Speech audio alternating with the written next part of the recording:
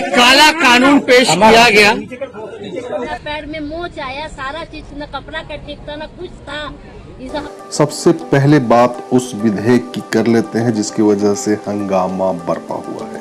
जो बातें निकलकर सामने आ रही हैं उसके अनुसार विधेयक में जो है वो आपको बताते हैं। किसी को गिरफ्तार करने के लिए वारंट या मजिस्ट्रेट की इजाजत की जरूरत नहीं होगी। विशेष सशस्त्र पुलिस बिना वारंट के किसी की तलाशी कर सकेगी, विरोध नहीं कर सकते। किसी अधिकारी पर किसी अपराध का आरोप लगता है तो कोर्ट खुद से संज्ञान नहीं ले पाएगी। गिरफ्तारी के बाद प्रताड़ित करने का आरोप लगता है तो बिना परमिशन कोर्ट कुछ नहीं कर सकता। प्रतिष्ठान की सुरक्षा की जवाबदेही होने पर बिना वारंट और बिना मजिस्ट्रेट के गिरफ्तार किया जा सकता है। ऐसे किसी व्यक्ति को गिरफ्तार किया जा सकता है जो सशस्त्र पुलिस को उसका काम करने से रोकता है। हमले का भय दिखाना, बल प्रयोग करने, धमकी देने पर बिना वारंट सशस्त्र पुलिस गिरफ्तार कर सकती है। बिहार विशेष सशस्त्र पुलिस गठन के पीछे सरकार का तर्क। बिहार सैन्य पुलिस बीएमपी की भूमिका और उसका अलग संगठनात्मक ढांचा को देखते हुए पहचान जरूरी। बिहार तेजी से विकास कर रहा है। सांस्कृतिक महत्व के स्थलों, विद्युत संयंत्रों की सुरक्षा बहुत जरूरी है। औद्योगिक इकाइयां, महत्वपूर्ण प्रतिष्ठानों, हवाई अड्डा, मेट्रो रेल की सुरक्षा के लिए सशस्त्र पुलिस बल जरूरी। बिहार सरकार ने कार्यकारी व्यवस्था के तहत ज्यादातर प्रतिष्ठानों की सुरक्षा में बिहार सैन्य पुलिस को लगाया है। बेहतर सुरक्षा प्रबंधन के लिए केंद्रीय औद्योगिक सुरक्षा बल के तर्ज पर गिरफ्तारी और तलाशी की सख्ती जरूरी। सशस्त्र पुलिस बल को स्पेशल शक्ति नहीं होने के कारण सुरक्षा जांच में कई तरह की परेशानी हो सकती है। बिहार विशेष सशस्त्र पुलिस विधेयक 2021 में अधिकारियों को विशेष शक्ति देने का प्रावधान सीआईएसएफ की तरह है।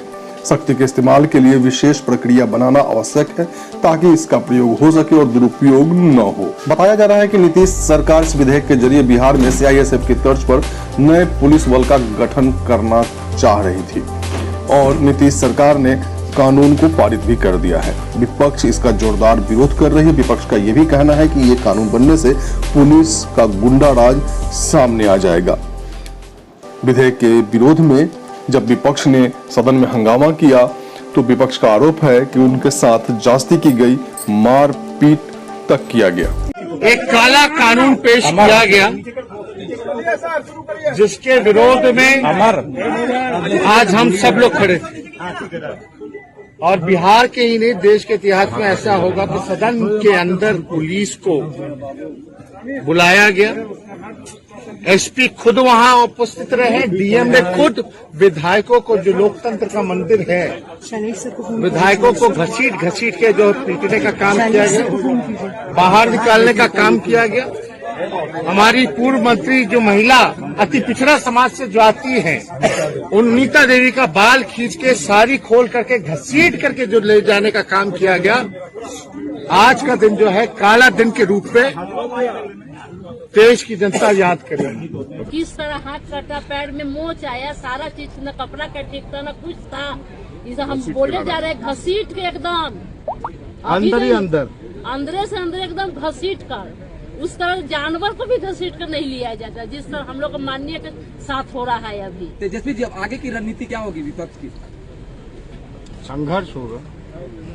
आप लोग भागीदार बनिए। ठीक है।